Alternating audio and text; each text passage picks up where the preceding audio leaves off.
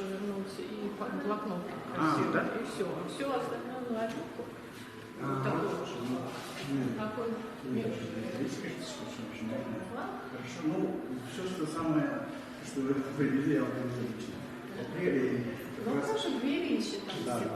Мы в апреле, помните, концептуально решили, и помните по метеоритам, что-то удается, Минералогический музей Ферсмана нам дает, ну, он не дает не физически, дает эти видео, фото, вот эти все вещи он осуществляет.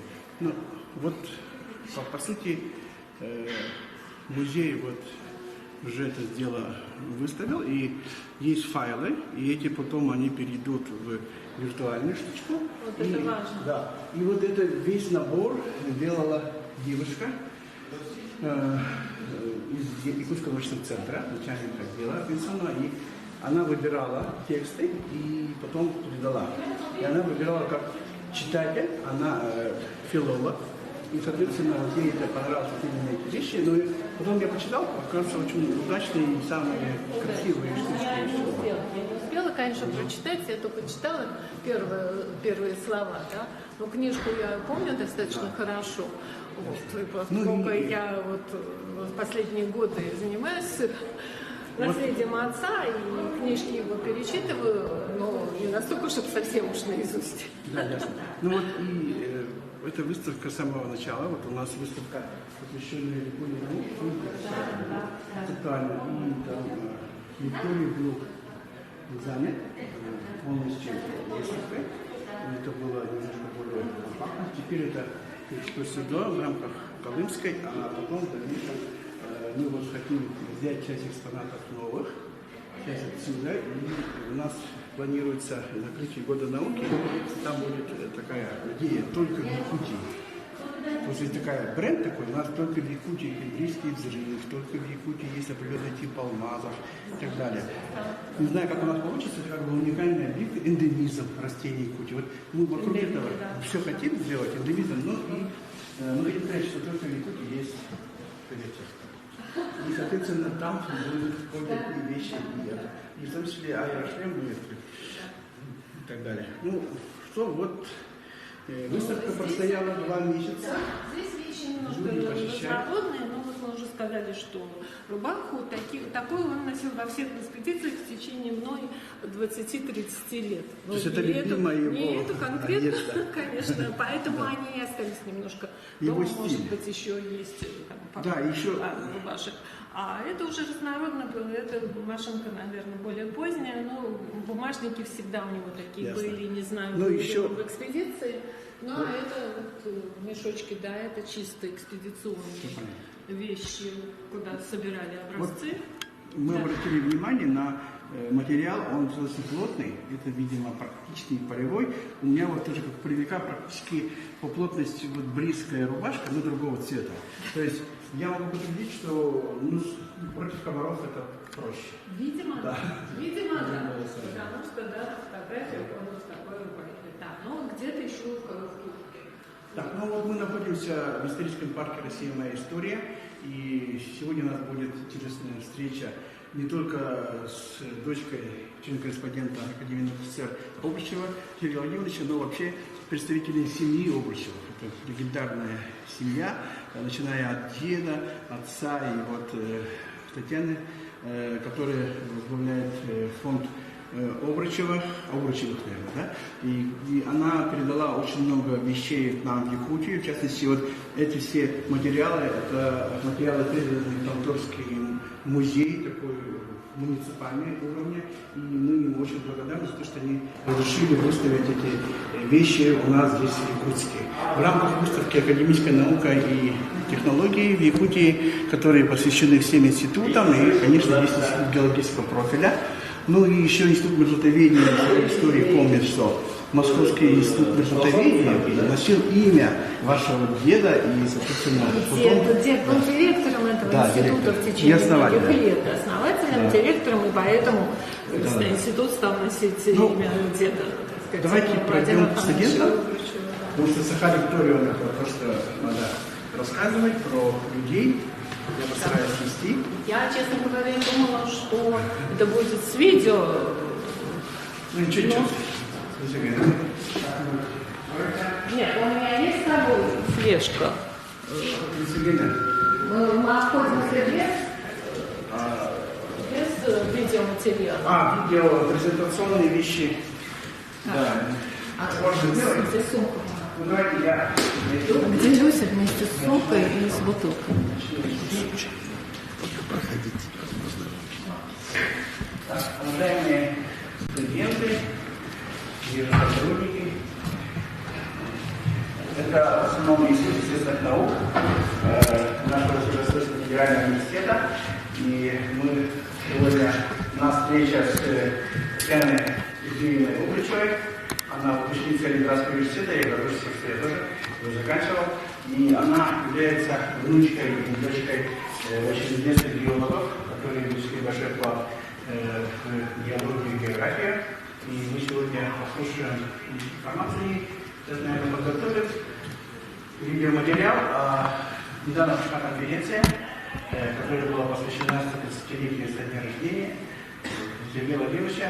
Ну и я вот вспоминаю, когда в 80-е годы была встреча с академиком Трешниковым, это тоже выдающийся ученый, президент РГО, и человек, который возглавлял Институт океанологии и возглавлял экспедицию, во время которых, наверное, прошло одно из последних географических открытий, связанных в океане, то мы показывали, что вот Трешников, я был в восторге, неужели это можно на расстоянии очень близком увидеть человека и послушать выступление. Да?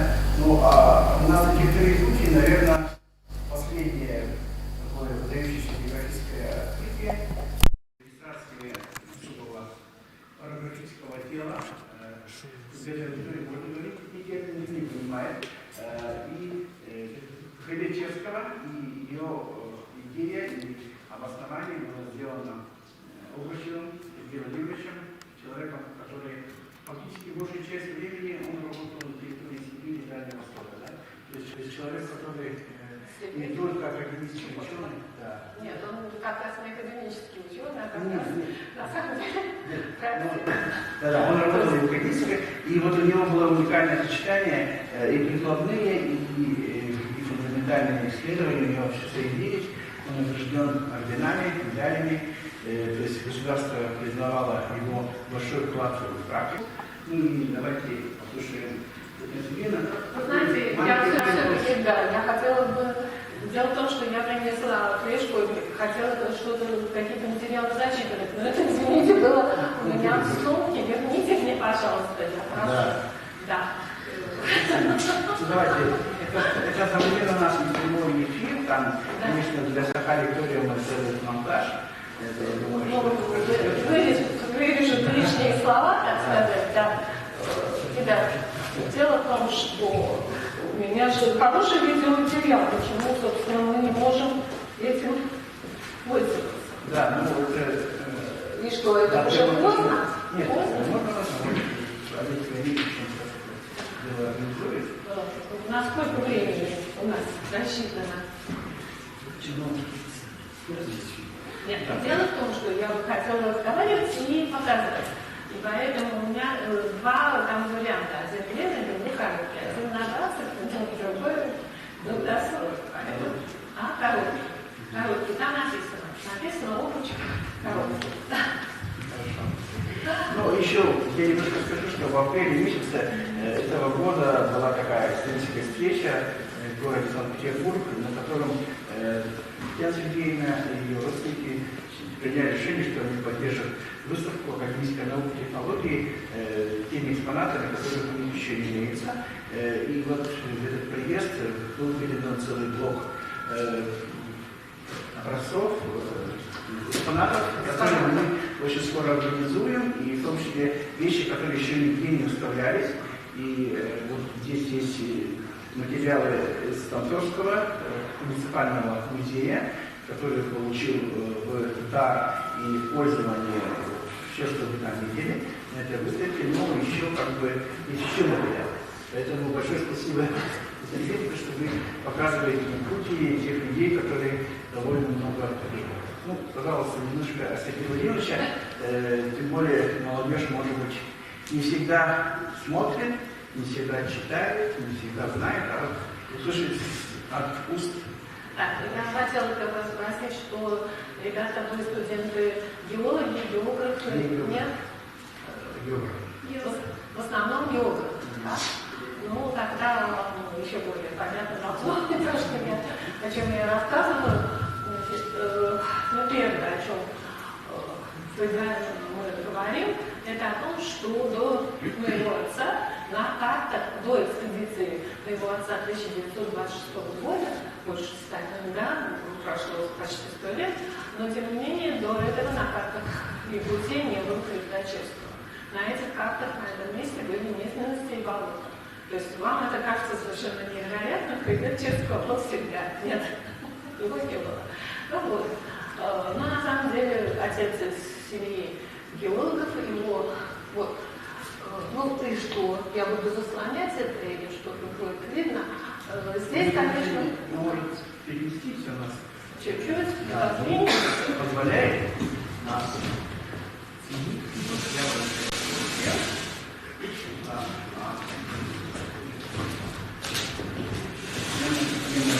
Ну, чтобы мне нужно хотя бы немножко было вспомнить. Да. Чтобы показывать, да?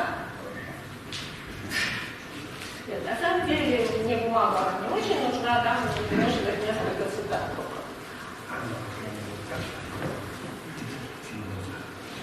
А я как делать?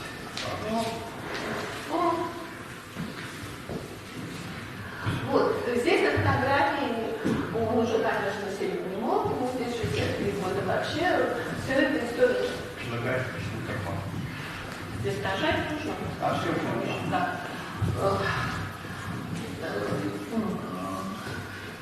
Ну, к сожалению, это все давняя история. Отец родился в 1891 году. Значит, это снимок 1954 года, ему здесь 63 года.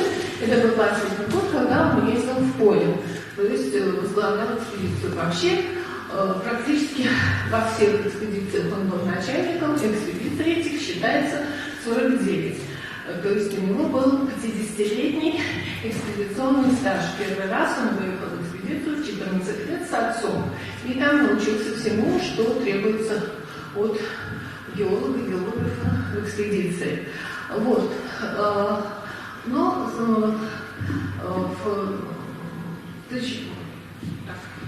следующий, пожалуйста. Ой. Ну ладно. Я просила короткий. Ладно. Ну, значит, мы поэтому пойдем. Это родители Сергея Владимировича. Он, ну, вот здесь повторение, да, старший сын Владимир. В 88 году 91-й Сергей и 900-й Дмитрий. Дмитрий тоже был очень крутым ученым, палеонтологом. Владимир Камаш был первым штатным геологом в Сибири. Что такое? В 1888 году они с женой и с маленьким сыном приехали в Иркутск. Что такое первый штатный геолог? То есть были до этого геологи только на частных приисках, оплачиваемые частными фирмами. Это геолог, который оплачивался государственно. Единственный геолог на всю Сибирь. Следующий, пожалуйста. Дальше. Следующий. Как? Вот. Это, ребята, значит, отец слева, это уже Томск. Сначала они жили в Иркутске. Детский ездил в экспедиции, это была Китай, Джунгария, нынче это территория Казахстана, они очень известные, эти экспедиции. За это он получил золотые медали Русского географического общества, золотую медаль. Вот. А сыновья, соответственно, учились. Дальше, пожалуйста. Ну, вот это они в 14 лет, кто из них Сергей, где Сергей, где Владимир, не ясно, Сергей 14, Владимир 17. Это они в экспедиции с отцом в китайской Джунгарии, это называется. Дальше, пожалуйста. Еще раз, Сергей, Джунгарии, следующий, пожалуйста. Ну, Сергея тут почти не видно, так сказать, поэтому двигаемся дальше. мы немножко перескочили, да, это он уже студент Московского университета в 1910 году.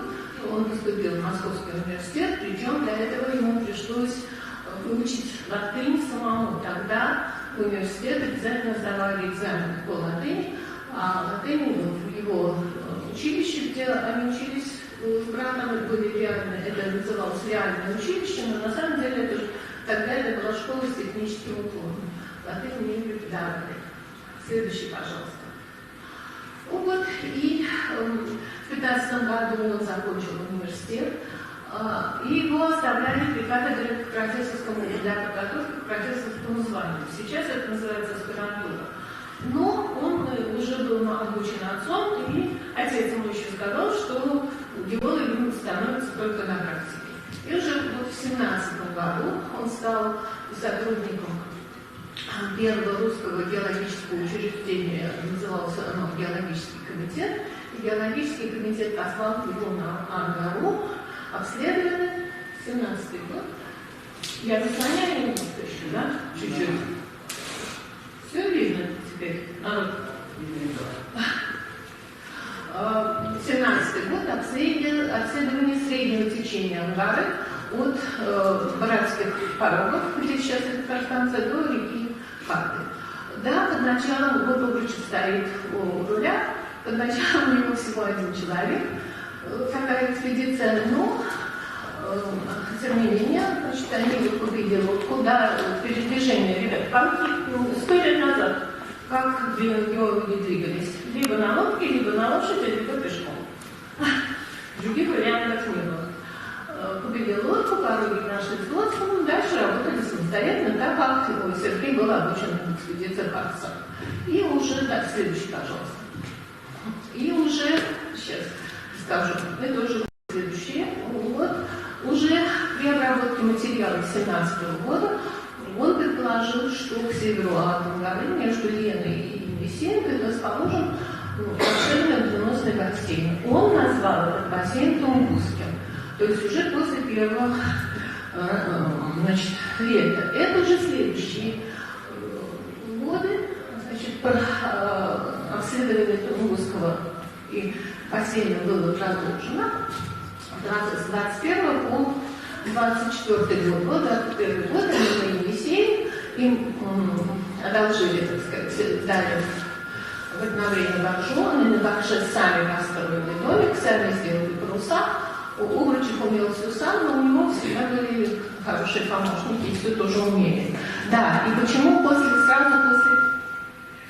сразу после первой экспедиции, значит, он уже предположил о наличии огромного угленосного бассейна. Вот я цитирую о нем хорошую книжку, написал иркутский геолог крупный, Флоренцев. Значит, он пишет так, что Обручеву всего 26 лет, это вот в 17 году, но уже в своей первой самостоятельной работе проявились основные черты его исследовательского таланта. Понять геологически самое существенное, уловить целое по разрозненным частям было для него наиболее важным. Поэтому, конечно, его привлекали неизученные или слабо изученные районы. Поэтому дальше вот и была Якутия и Чукотка. Дальше, пожалуйста. Это они на Енисее. Дальше, пожалуйста. Это вот 24 год для того, чтобы добраться, значит, была последняя экспедиция по обследованию Тунгусского бассейна, чтобы добраться до Ангары, они шли на лошадях, это тяжелый брод, и они сами срубили деревья, построили мостик через эту речку, по мосту перенесли вещи, а лошадей пустили в брод, ну, иначе никак, но без вещей. Следующий, пожалуйста. Ну и дальше по Ангаре. Так, а это уже 26-й год.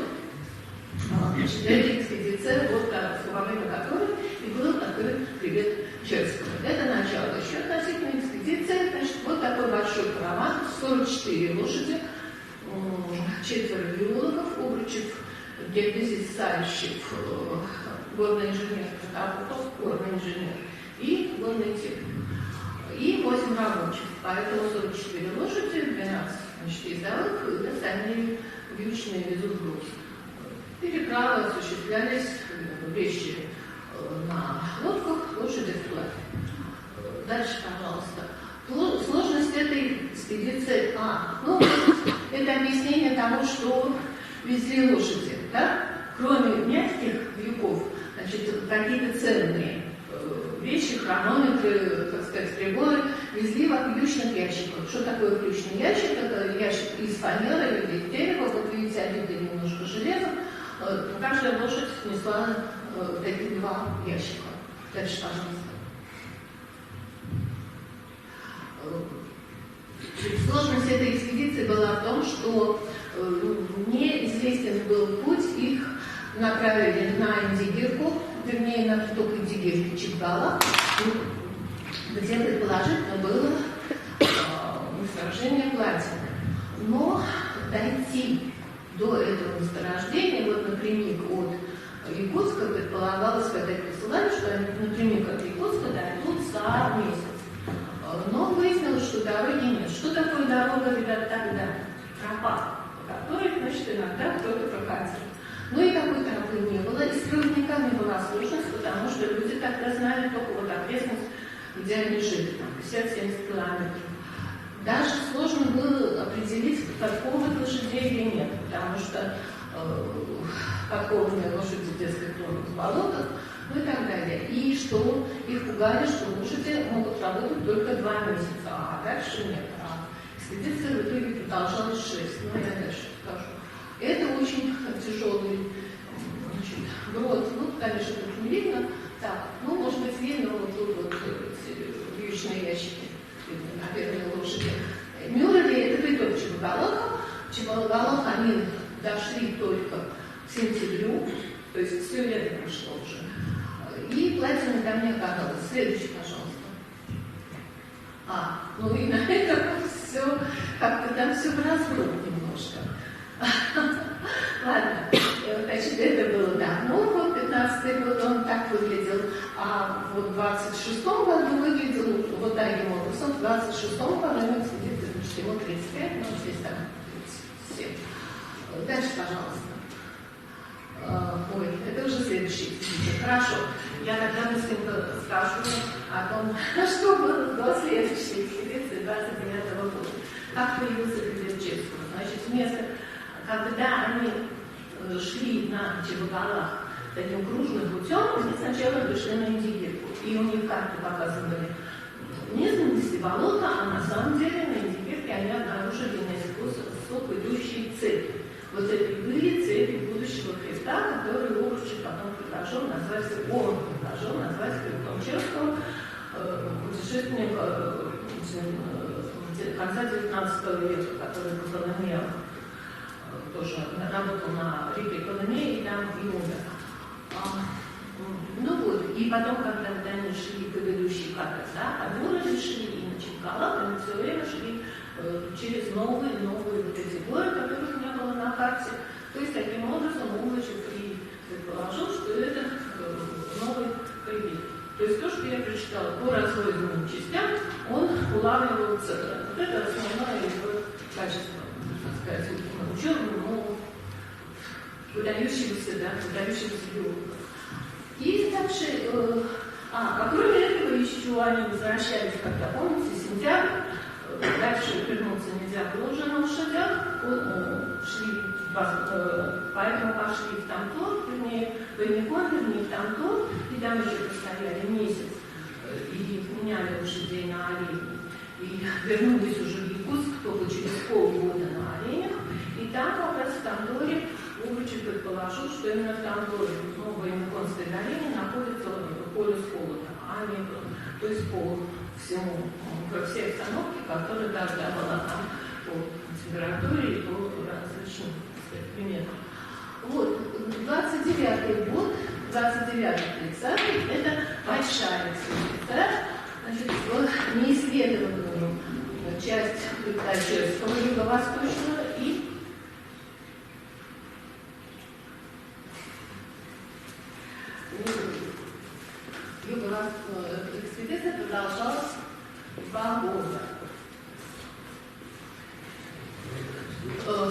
Они вышли весной из Якутска.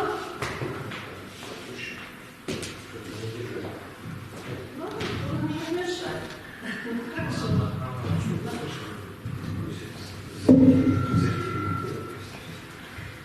А не слышно? Ребята. Нет, не слышно. Микрофон поближе надо держать. Дай лучше, дай. Он же поет, поэтому. Ну, так фамил я отодвигала. Нет, наоборот, ближе надо. Ну, хочешь так? Нет, все равно спасибо, пусть. Я включу.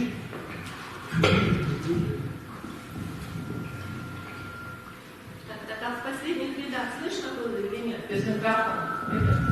Без микрофона. Пусть там что слышно. Всяко должно быть. У меня там, ну, записывает для этого нужен, да, микрофон. А мне должно быть слышно. Я всю жизнь преподавала, поэтому мне должно быть слышно. Вот. Да, значит, они вышли из Якутска сначала на лошадях, потом на Алтане их ждали олени, но, значит, они немножко, опять же, как всегда, бывают сложности, и они шли, слишком долго шли от Якутска на оленях до Алдана, на лошадях. Лошади были, вот, к сожалению, здесь нет кадров. Лошади были настолько чахлые, что люди шли пешком. То есть, представляете, сколько времени они шли от Якутска до Алтана. И там их ждали олени. Это был уже апрель. На реках были огромные наледи, и вот здесь вот олени, причем не 2-3 километра, а 20-30. И поэтому вот, тяжело было идти. Ну, вот здесь, конечно, так, это непонятно, но вот, наледь перед оленями. Следующий, пожалуйста, Павел. Следующий, пожалуйста.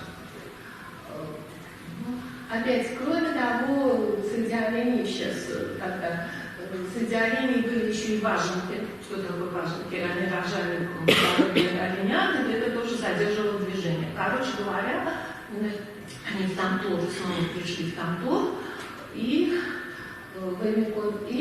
там опять стояли месяц, меняли оленей на лошадей, но вот здесь Угличев на байдарке, да. Байдарка выглядит почти как современная, но так оно и есть. Вот тогда уже строили, но это немецкий образец. Вот до верховьев Колымы они шли на лошадях из Тамтора. Дальше Угличев поплыл с перевозчиком и рабочим Агеем из Якутска.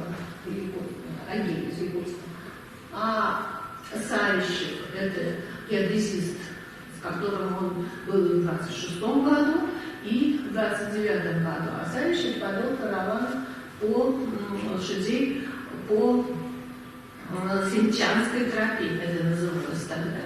Значит, это был следующий кадр, но боюсь, что тут не будет про Савищева. Но тогда я немножко... Следующий кадр. Да, к сожалению, значит, тут немножко все перескакивает. Ладно, чуть-чуть расскажу. Они дошли с Савищевым и с караваном, они встретились на Тоскане, это приток Колымы, и дальше шли уже по Колыме, построив большую лодку. В этот раз экспедиция у них была гораздо меньше. Да, что делали с лошадьми? Лошади на самом деле были не их, а они принадлежали организации «Союз золота», которая тогда только начинала свою работу вот на золотоносном районе, на Колыме. И лошадей они должны были сдать вот, в этой конторе на Синчане. Достаточно жесткие были условия сдачи. Угличев не только отвечал за каждую лошадь, а их было 80 штук, но и за то, чтобы лошади оставались в теле. Поэтому, когда они сдавали лошадей, они не только отдали и все седла, которые им уже принадлежали Угличевской экспедиции, но еще заплатили деньги за то, что эти лошади тратили какую-то часть тела. Вот, а это уже существенно дальше. Это дальше они построить лодку, прошли по реке Колыме до Низови, вернулись обратно. Вот здесь пропущено, к сожалению, вот, это немножко, извините, ребят, не так. Не тот, так сказать, не тот файл, который я хотела показывать, но уже что есть, то есть. Потому что это уже гораздо дальше. Я мало говорю о геологии. Значит, что было, ну сейчас вернусь немножко к геологии, географии. Они прошли по всей Колыме, до Низоев, вернулись в Среднеколымск, зимовали в Среднеколымске, а потом еще по Феврале дошли из Среднеколымска, дошли до Верхнеколымска снова на Оленях и пошли по Каркадону. И вот эта фотография, это уже на Каркадоне, на притоке Колыма, где жили югагиры тогда. Это мальчик югагир. Там было много встреч на Каркадоне с югагирами. Да, почему, собственно, так? Ну, потому что такой план, да, это маршрут был Обручева, значит, пройти сначала всю реку Колыму, внизу подняться, зимовать в Среднеколымске, дальше идти в Каркадон. Следующий, пожалуйста. Следующий. Все пропущено здесь. Ну ладно, что ж. По Каркадону, значит, среди югагиров тоже сейчас. Да, вернитесь обратно, пожалуйста. Ну, пусть пока самолет будет, про самолет расскажу дальше. Ну, главное у нас все-таки Якутия, по Каркадону, они, почему по плану это что было? Они должны были найти перевал на Амалон, потому что Каркадон в одном месте впадает, так сказать, да, в Колыму, а Амалон, он впадает в Колыму в Низовик. И они собирались выйти в Верховье Амалону, снова построить лодку и снова идти по реке Намыли. Вот. И надеялись среди югагиров найти проводников на Амалон, но югагиры ничем не помогли, потому что это был безоленный народ, они очень мало знали местность, но, тем не менее, они сумели без, так сказать, путем только всяких бесконечных расспросов найти перевал на Амалон. На Амалоне снова стояли, построили лодку, снова спустились до Низови. Что при этом происходило, то есть что это такое, что они делали все время. Это все время был сбор образцов, да, геолог Обручев и геодезист, который все время ставил астрономические пункты для создания карт. Итог, так, это уже следующая экспедиция, поэтому давайте итог. Итог этой двухлетней огромной экспедиции был в том, что, ну, во-первых, геология этой местности, но я не буду слова геологические произносить, потому что сейчас они немножко изменились по сравнению с тем, как отец писал. А географически, значит, например, русло реки Колымы сместилось аж на 200 километров. Затем они открыли два плоскогорья, которые назвали Алазейским и Югагирским. И эти плоскогорья и сейчас так называются, и там находятся, где, значит, они их обнаружили. И, кроме того, еще цепь между Амалоном и Каркадоном, горная цепь, назвали ее Кангенской. Но эта цепь сейчас разделена на ряд отдельных цепей хребтов, но один из хребтов по-прежнему маленький, уж поменьше существенно. Не маленький, конечно, но поменьше. Называется тоже Кангенский. Вот, это Якутия. Дальше была Чукотка. Это такие, да. Что я пропустила? На самом деле еще результат этих двух экспедиций. На самом деле то, что важно было для Якутии как раз. Это золотоносность. Значит, главная заслуга, одна из главных заслуг Обручева, то, что результат экспедиции 26-го года и 29-го вместе. Потому что в 26-м они были на средней части Хребточерского, в 29-м на юго-восточной, да, и всюду были следы золота. То есть Обручев все это обобщил и установил, что рудные жилы с золотом – это особенность всего Хребточерского. И это было, так сказать, основа дальнейшего развития для горной промышленности, ну, вы все знаете. Конечно, там были очень печальные годы, потому что на колонии появилась организация «Дальстрой» и использовался труд заключенных. Это страшно было, и это было очень быстро. То есть экспедиция Обручева была 29-30, а «Дальстрой» начал свою работу в начале 1932 года. То есть вскоре очень. Ну, Обручев тут не причем, естественно. Но, поэтому вот меня спрашивали, что отец рассказывал. Не рассказывал он об этом. Но отец все время шел вперед. Все время, то есть его интересовало все время новое. Вот почему самолет? Значит, это была уже экспедиция, а там предыдущий тоже был самолет или нет? А? Нет, только включает самолет. Значит, это гидросамолет маленький. Обручев впервые в СССР предложил, снять, сделать геологическую и геодезическую съемку Чукотки с самолета. Что это такое было? То есть приборов не было никаких. То есть как это выглядело? Это самолет, значит, там два летчика и Обручев и Савичев. Все. Все, кто помещались в этом самолете, открытый самолет. Скорость самолета 200 км в час, вот это гидросамолет. И запас горючего на 6 часов. То есть он должен был обязательно делать круговой рейс. То есть, и тем не менее, вот за 1932-1933 год ему удалось отснять 400 тысяч километров, квадратных километров Чукотки и сделать миллионную карту геологическую и географическую. Да, а как это выглядело? Значит, Савичев, геодезист, зарисовывал полосу шириной 50-70 километров вдоль линии полета самолета, а Обручев сделал записи и фотографировал. Да, и вообще вот все фотографии, которые, ну, кроме тех, на которых он сам, это все делал он, потому что он всегда был с двумя фотоаппаратами даже. Вот. Ну вот, это было время.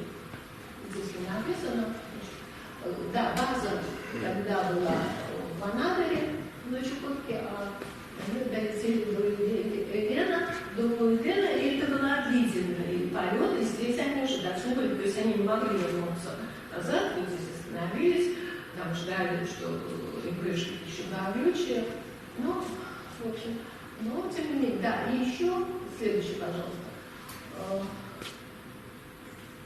Следующий, пожалуйста. Очень, мне хотелось сказать о летчиках, то есть следующий кадр. Это же следующая экспедиция. Ну ладно. Тогда о летчиках, ребята, там были очень тяжелые, страшные моменты. То есть благодаря летчикам они все остались живы. И в 1932 и в 1933 году. А на самом деле самолеты эти падали, бились, и люди гибли, и из тех летчиков, которые с ними летали, на следующий год, в 1932 был один, на следующий год он уже разбился, то есть, понятно. И эта экспедиция еще на Чукотку была 1934-1935 год, целый год. Они базировались в Певеке, в Чамской воде. И вот так они работали. Это осень 34-го, видите, то ли причаливают, то ли отчаливают. Значит, это обследование берега моря, да, осень. Так работали тогда. И следующий, пожалуйста. Значит, они летали, когда они летали на самолете, то это скорее была восточная и средняя часть Чукотки, да, а здесь Певек это скорее северо-запад Чукотки. Вот. И поэтому составлялось, значит, сразу с помощью разных видов транспорта, следующий, пожалуйста, они составляли тоже геологическую, географическую карту Чукотки. С ним был другой геодезист в этот раз, Ковтун, но Савичев, они по-прежнему работают в одном институте, но, видимо, дальше где-то это, значит, ему удалось зимой. Они зимовали, поскольку целый год зимовали в Певеке, но зимой ему удалось уговорить Чукчи, это было очень непросто, потому чтобы чукчи довезли их до озера. Слышали, нет? Такое озеро, оно совершенно необыкновенное. Но первым геологом на этом озере зимой 1935 года был Лукачев.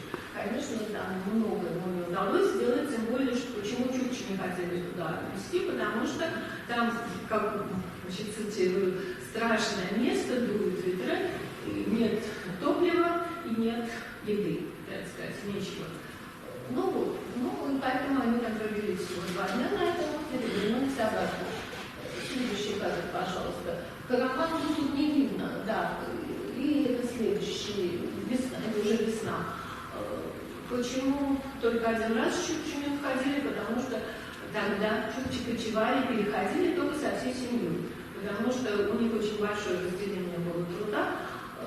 Женщины вели караван, женщины ставили рамки, женщины готовили еду, а мужчины только добывали пропитание. В общем, поэтому без женщин чукчи никуда не передвигались. И поэтому Урочек и Ковтун тогда разделяли полностью с ними жизнь. Ночевали с ними в Иранге, вместе шли на нарках, ели, и все такое. Это было непросто. А весной тоже Урочек применил сани. Это типа вуза, да, современного. Это очень помогло ему, это тоже был качественный вид транспорта для геологии, и это было очень удачно. Весной сами работали хорошо, зимой почему не могли использовать, потому что моторы при морозе -40 уже, так сказать, останавливались, и их было не завести. И вот там лежит маска на витрине, как раз скорость саней 70 км в час, то есть лицо перетеневало, то есть надо было с этим маске звуковой быть.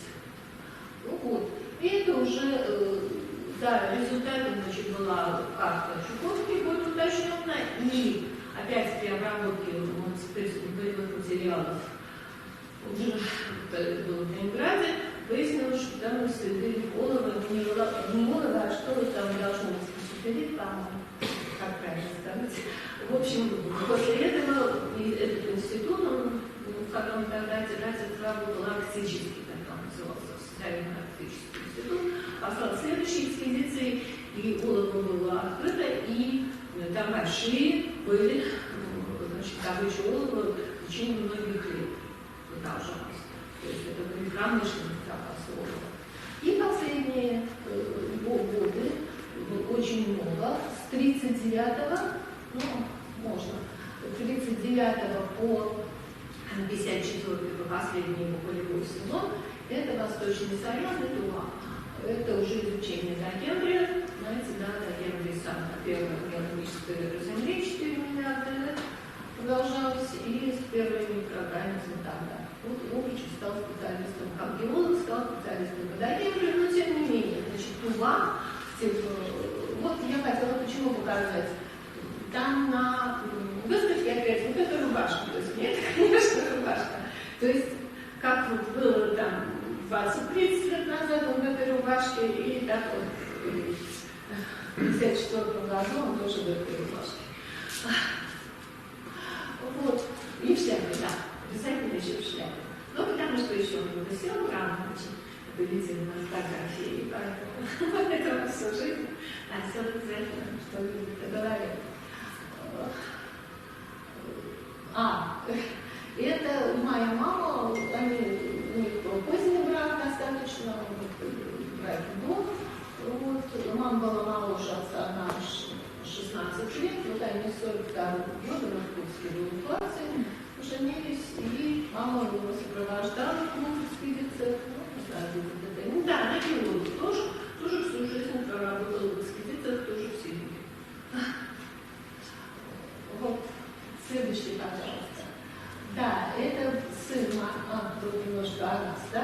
Значит, у мамы к тому моменту был сын 12-летний, когда они поженились, и в 14 лет его так же, как Сергей Владимирович взял отец 14 лет, так и его взяли 14 лет. Белая лошадь как раз Сергей Владимирович он снимает. Вот, дальше, пожалуйста. А наверху там была просто мама попозже, да, когда я уже появилась, я родилась в 1947 году. Ну, и я была единственным ребенком, вот это я, мама, папа и я. Я была у отца единственным ребенком в 56 году. Ой, ему было 56 лет. Я родилась, в общем, как внучка была. Но, тем не менее, все-таки отец умер, когда мне было 18. Это мы в дворце пионеров. Тогда это называлось дворец пионеров, это клуб юных геологов имени Владимира Афанасьевича, то есть отца. Отец очень курировал вообще все. Тогда очень много было кружков посвященных вот по имени деда. Деда уже не было, да, живут. И я там стану слева от отца. Ну вот отец меня брал с собой на такие мероприятия. Дальше, пожалуйста. Это он дома, это уже 62-й год, он умер в 65-м году, ему было 74 года. Это дома просто, ну, не было такого особенного места, у нас было 2 комнаты, ну, самый конец уже жизни. Так вообще мы жили, знаете, нет, что такое коммунальная квартира. Жили в коммунальной квартире, и только в отдельной мы прожили последние 6 лет его жизни. И тем не менее, вот за ним это скидка кровати, то есть это была одновременно его кабинет, и я там спала. На стенках там портреты это по общеской линии, случайно сохранившиеся там предыдущих поколений, совершенно случайно, потому что при такой жизни биологической, отцовской он жил в одном городе, да? Он жил в Иркутске, родился в Иркутске, потом учился в Томске, потом жил в Москве, потом в Ленинграде, потом в Иркутске, в эвакуации. Понятно, что потом снова в Ленинграде, значит, сложно было что-нибудь сохранить. Спасибо. Дальше. Все, наверное. Нет, ну это он все-таки у него были внуки, но это дети вот, ну, маминого сына, да, то есть пасынка, да, это внуки, дети пасынка. Но они все равно звали его дедушкой, ну, последние годы жизни. Все, наверное. Все? Нет. Ну это 5 лет назад, в этом году 130 лет со дня его рождения, а в прошлом 5 лет назад было 125 лет со дня рождения, и в Тартуре поставили замечательный совершенно бюст, очень похожий. Вот я тут справа стою светлой трубочкой. Очень похож, а сейчас там сделали еще и сквер вокруг, и скамеечки поставили, фонари, в общем, красота необыкновенная, но действительно похож. Все нормально. Да? Все. Так, вопросы народ. Я, конечно, быстро рассказываю, потому что всю жизнь не изложишь, и всю геологию пропустила, наверное. Интересно, почему карты вроде бы начала 20 века, они были достаточно неточные в тот момент. Соответственно, как-то почему так получилось, вы, может быть, знаете. Это, в принципе, помогло увековечить имя отца, но, с другой стороны, как бы, вроде бы изученность была определенная, там, чешский проходил. Видимо, информация достаточно... Но именно он шел, обратите внимание, он всегда шел вперед, то есть вот на Чукотке это самолет впервые, он предложил, например, да, аэросами, это тоже, в общем, в таком большом объеме. Да, да.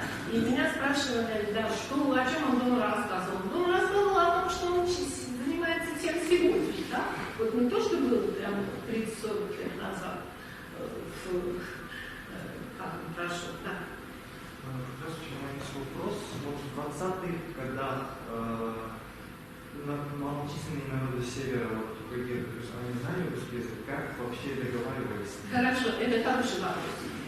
У отца были способности к языкам, и он обязательно учил тот язык того народа, который в области, значит, жизни, у которого они шли, да, по ареалу.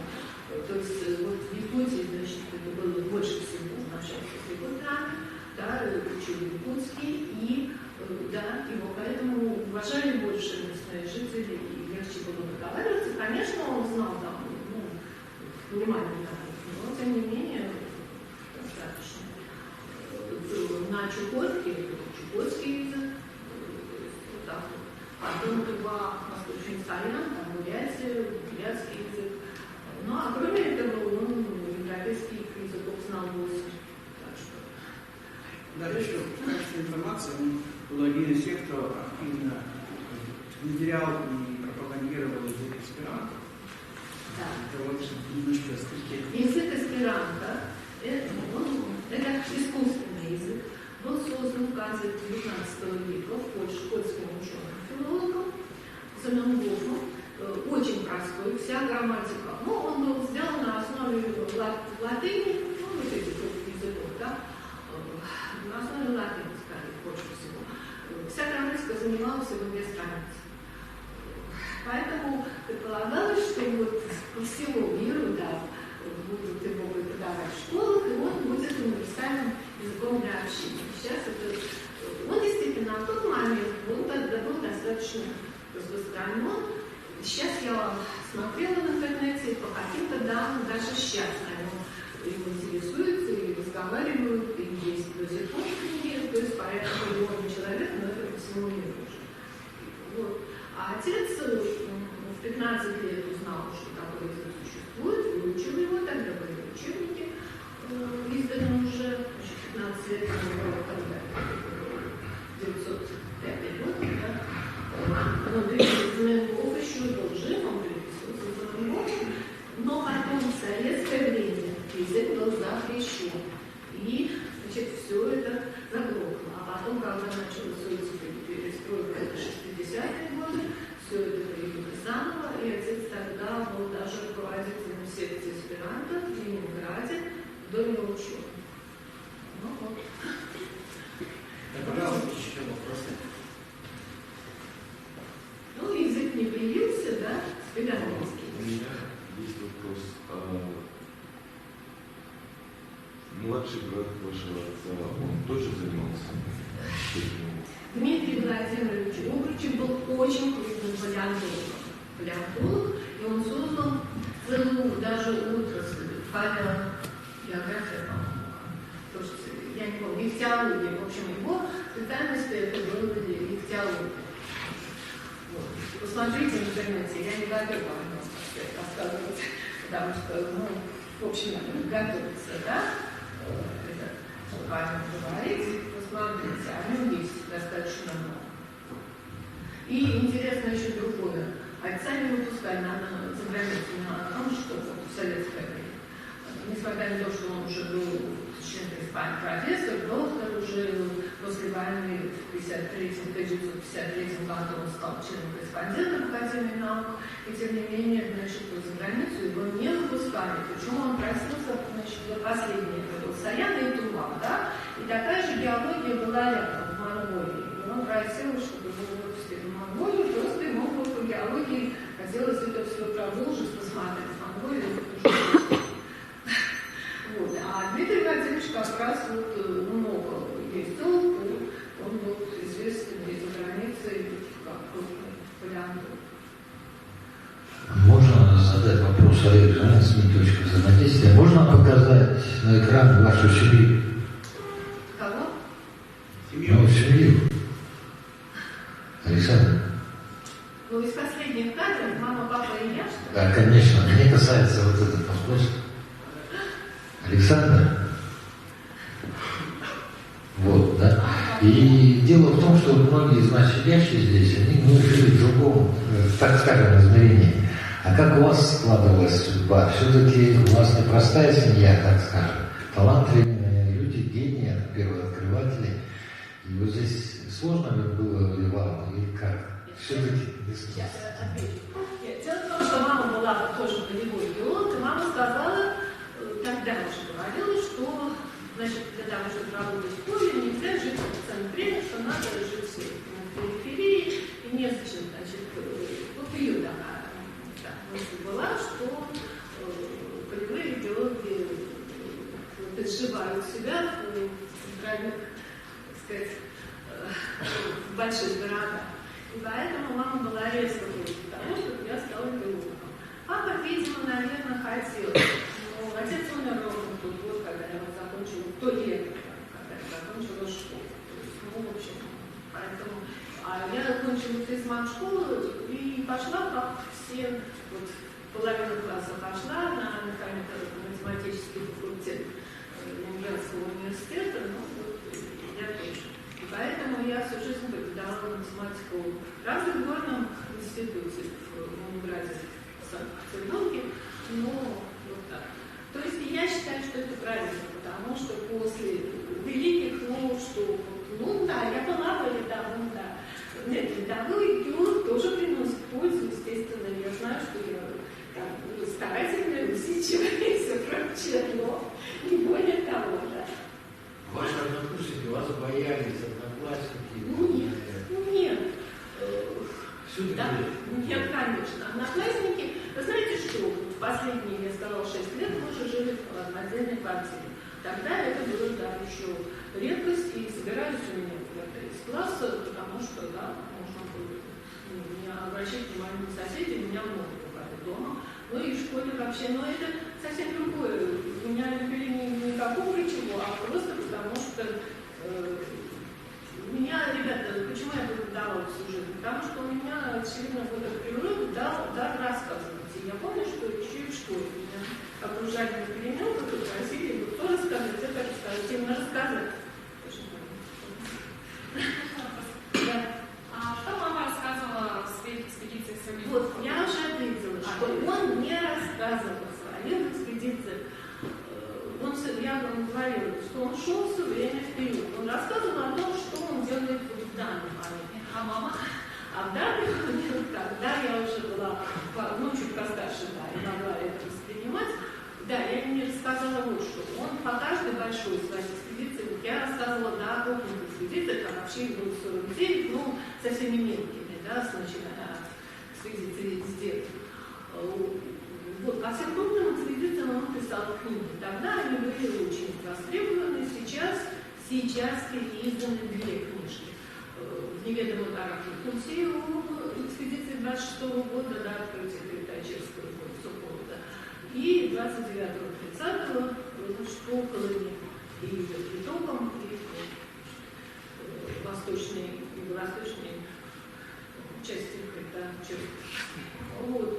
И поэтому он писал, параллельно со своей основной работой, а последние 2 года он вообще, значит, возглавлял, то есть он не был никогда администратором, он возглавлял экспедиции, и он знал, и он гордился тем, сейчас я отвлеклась, но я хочу сказать, я точно все слышу, он гордился тем, что ни в одной его экспедиции не было никаких происшествий, ничего, ни увечий, ни смертельных случаев, ничего. То есть он говорил, что начальник должен был готовить экспедицию, так, несмотря на то, чтобы не было происшествий.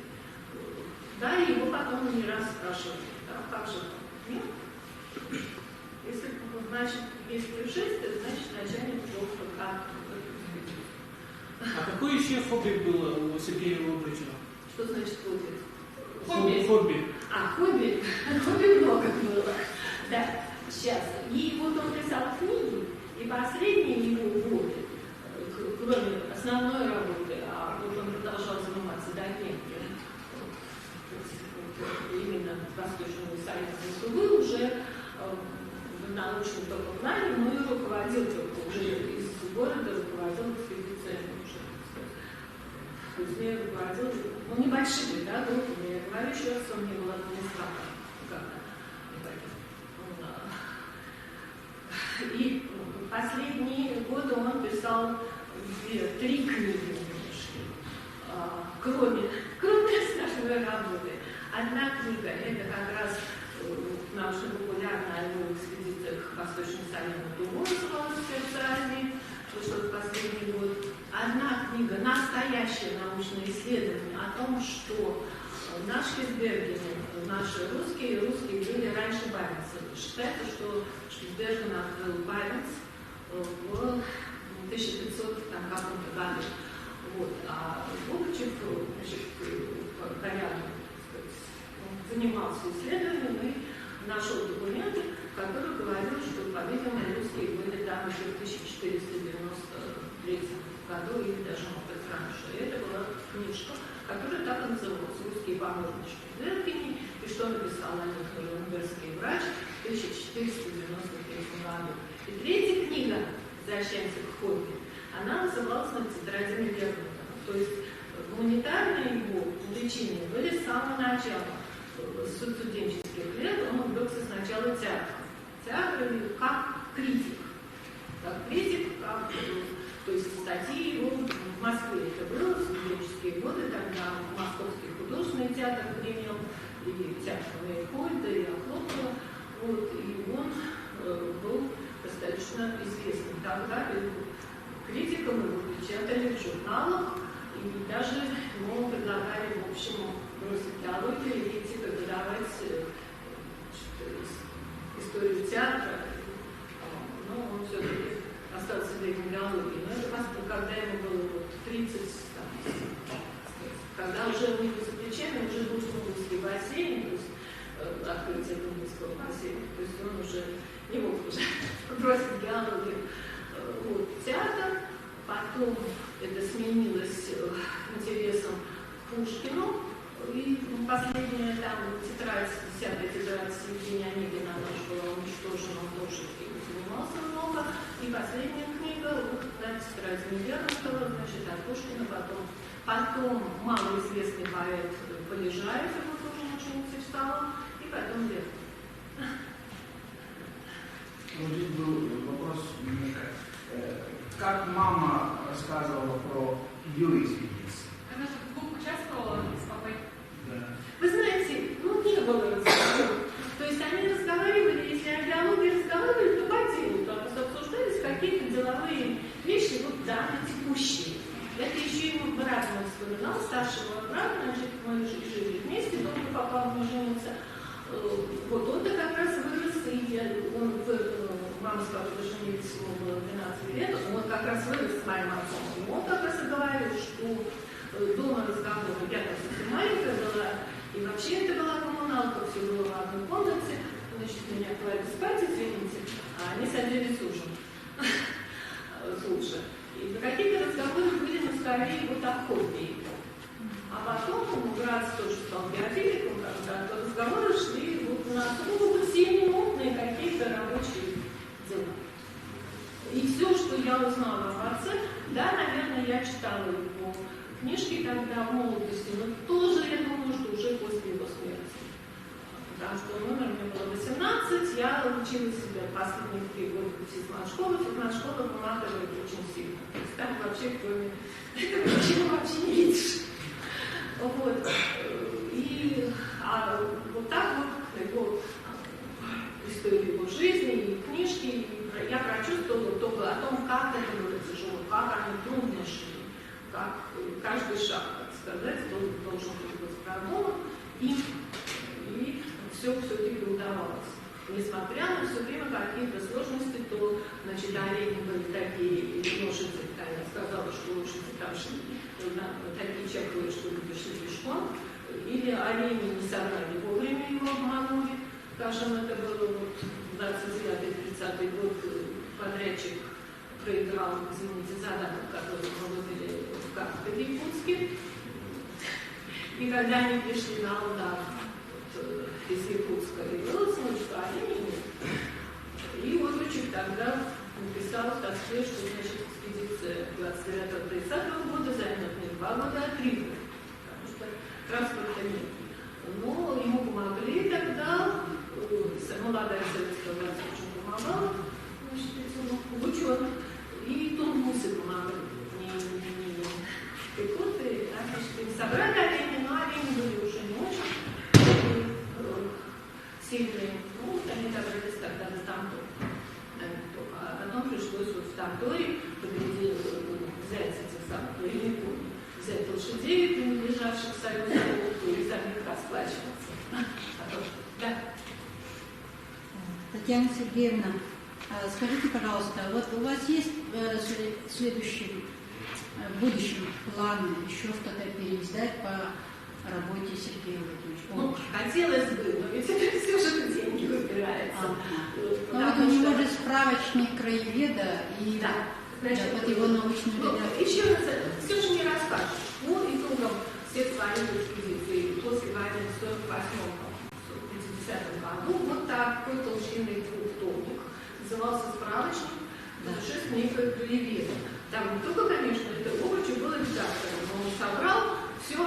так сказать, о том, что должно быть в экспедиции. Это не только снаряжение, но и природа, и все есть, все. И метеорология, и гидрология, все. То есть все, что нужно знать перед тем, как вести экспедицию. Тогда. Сейчас изменилось, конечно, формирование связи, все это изменилось. Но природа при этом все-таки остались какие-то вещи остались. Еще вопрос. Да, и эти вот две книжки, которые переизданы, они оплачивались. «Неведомая гора в Якутии» оплачивал Айнхорский вуз, «Колымская землица» 29-30 год оплачивал Верхний Колымский вуз. Поэтому... Еще вопрос можно? Вот вы к 125-летию в конторе подарили вещи Сергея Владимировича. Рубашку. Они сейчас здесь? Здесь, да? Вернутся. Они одолжили, да, или как? Или я могу сказать. Они сюда передали? Мы когда... Вернутся там. Я расскажу.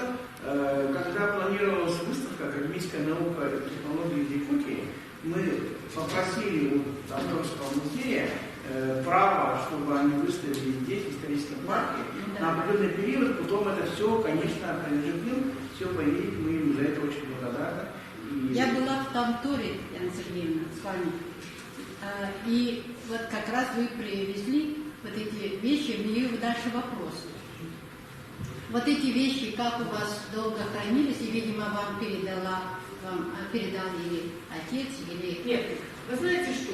Я же сказала, мы жили в коммунальной квартире, вещей сохранилось очень мало. Вот все, что я наковыряла, извините, дома, я практически, а все остальное, там, какие-то ошибки, обрывки, извините, ремешков, где-то какие-то железки, кусочки. Мы много отдали, вы знаете, получилось, что мы много отдали в 1972 году, отец умер в 65-м, и мама уже дальше уже. Довольно много мы отдали в музей революции в Москве. Почему они просили, ну, скажем, фотоаппарат, еще что-то, вот это довольно много ушло туда. И потом в 1983 году тоже еще один фотоаппарат придумали, ну и тоже еще такие меховые вещи. В 1983 году мы гадали. Поэтому ничего, дома осталось вот, что я привезла, там самое то, что можно было. Ну и то, что вот здесь немножко... мы еще не смотрели, студенты. Ну, посмотрите, я могу объяснить, но, в общем, мало, и все. И я еще немножко что-то привезла, но это вот буквально крохи. Меховые вещи, естественно, вот эта маска вообще уникальная. Ну, вот маска чудом сохранилась, потому что более крупные вещи, извините, съела мой, и все. Спасибо. А война как отразилась на деятельность вашего отца? Ну, нехорошо, как говорится, но он не успел, мы жили, то есть он жил в Ленинграде, они не были с мамой еще женаты, но они были знакомы, потому что на самом деле мама его двоюродная племянница, и они были знакомы. Но он просто не успел вернуться в Ленинград из экспедиции. Он был в экспедиции в Восточном Саянии, и там остался, когда уже Ленинград оказался в эвакуации. Поэтому в эвакуации он жил в Иркутске, и там был сотрудником, по-моему, преподавал в Иркутском университете и был сотрудником академического института Академии наук в Иркутске. А мама работала, тоже биолог, она работала, я называла, назывался он геологический комитет, потом он менял название, и мама так вот работала, независимо от отца совершенно, естественно, работала в этом учреждении, и он эвакуировался на Урал. И таким образом потом они попали в Иркутск, и в Иркутске, ну, там благодаря отцу. И в Иркутске уже были в эвакуации. Мы работали как биологи, все равно, видите, ездили в поле. То, что показывало там 44-45 год туда поле ездили. Еще есть еще один вопрос. А с Салищевым потом дальше после экспедиции, как у них? А Салищев получилось, что что Лобачев жил в Ленинграде, Савичев в Москве. И поэтому Савичев стал очень крупным ученым. Он это геодезист, который участвовал в экспедиции 26-го года, 29-го, 30-го и летные 32-й, 33-й, когда летные снимали, значит, чудо самолета. Вот. А потом, да,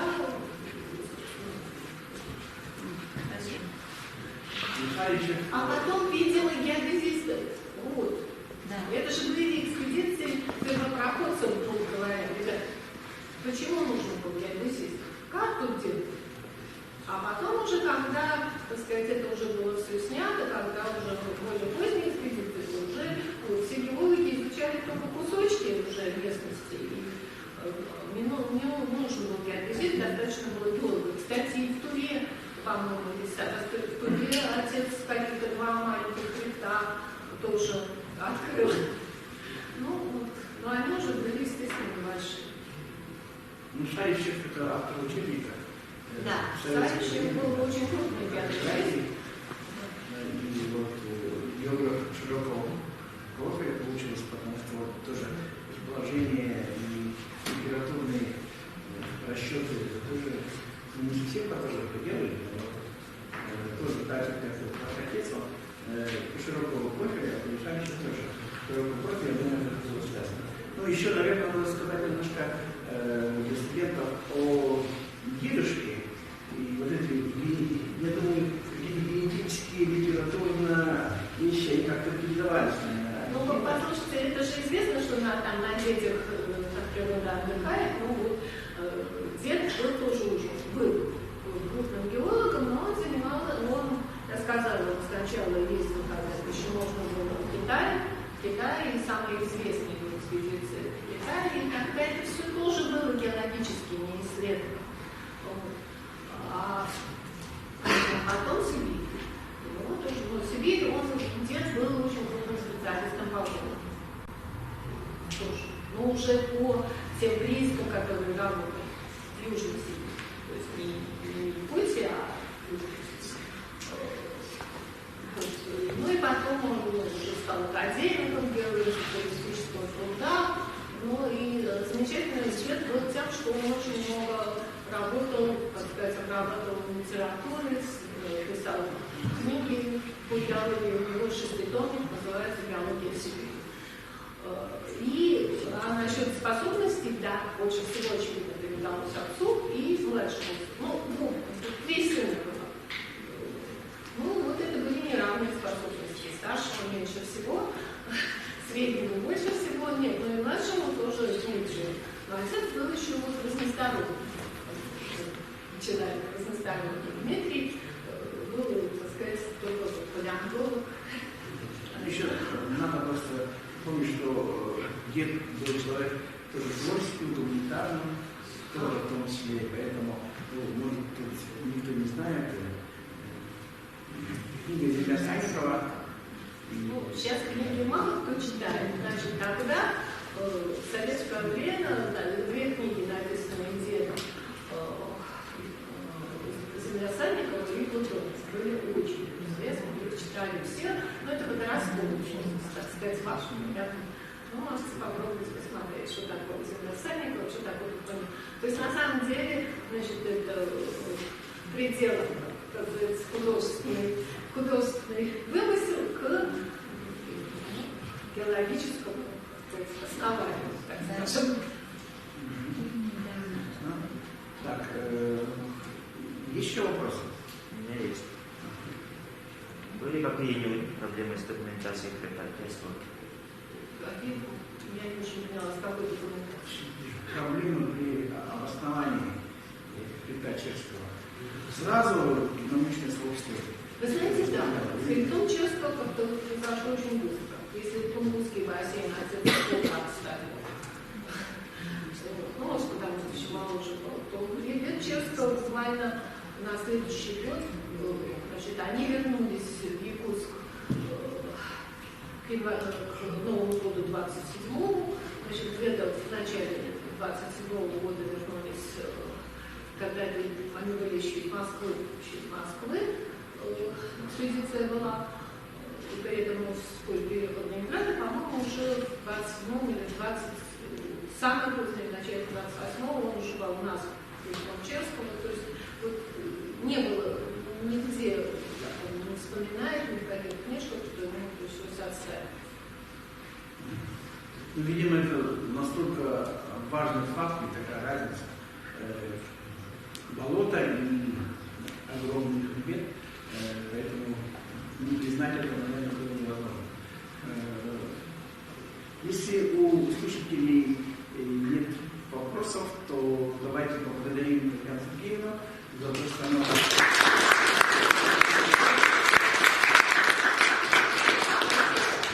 там кое-какие вещи, мы все разобрались, стояли, подумали, что это нормально. И я предлагаю сейчас, наверное, сделать коллективные фотографии. Да, обязательно. И поблагодарить представительский парк «Схема история» за то, что сохранили, конечно, не скомпоновано, сделано все очень профессионально. Я хотела, знаете, что почитать? Да, пожалуйста. Он же был молодым и очень смелым человеком, иначе бы он все это не сделал. И вот что он писал о своих первых экспедициях, еще это приток Енисея, река Вахта. Ему сколько? 30 лет, да, 30. Я не знаю ничего увлекательнее и приятнее путешествия в небольшой лодке по порогам. И удовольствие тем острее, чем больше камней, чем выше валы и сильнее струя. Река Вахта, приток Енисея, может доставить это удовольствие во всех его формах. Ну, таким я отца, естественно, не застала. Ну и такие люди, которые и рискуют, и одновременно заметят, насколько тщательно он организовывает экспедиции. Да, то есть это не противоречит. Не пострадал. Да, экспедиции были организованы правильно. Поэтому большое спасибо. Сергеевна, предлагаю переместиться. Куда? Ну, как лучше снимать? Вот. Ну, обычно-то туда же. Да, вот обычно вот здесь. Обычно, да? Обычно. Да? Татьяна Сергеевна.